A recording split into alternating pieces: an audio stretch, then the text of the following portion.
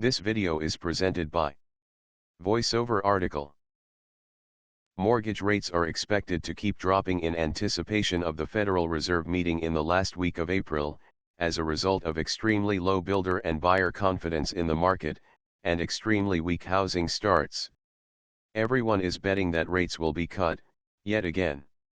This could be good news for people being squeezed by large mortgage payments looking to refinance, or for families who want to reduce their long-term interest burden by moving into a shorter-term mortgage.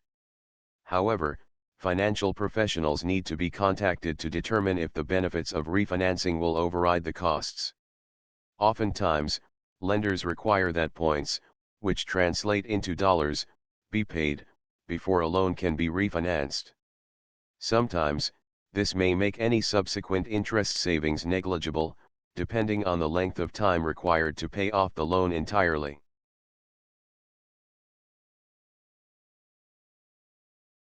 "15-year fixed-rate mortgages may begin to move below 5.4%, almost 50 basis points lower than where they were a year ago.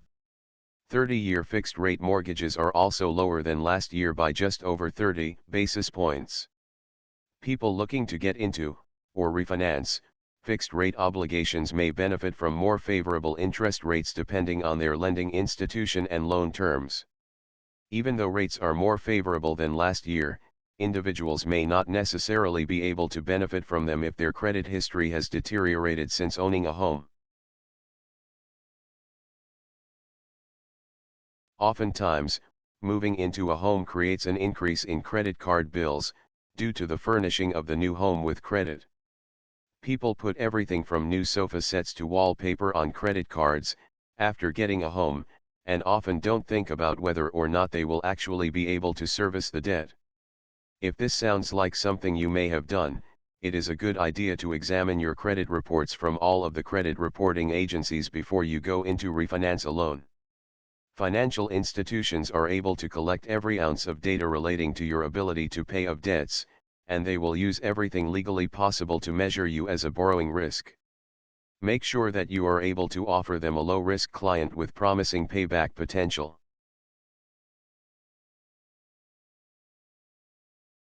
If you are interested in just getting your first home loan, some credit moves that you have made in anticipation of getting a new house may not have been a good idea. If you recently got new credit cards, to pay for new home supplies, that may hurt your credit score. Your credit score takes into account credit inquiries, and credit outstanding relative to credit limits.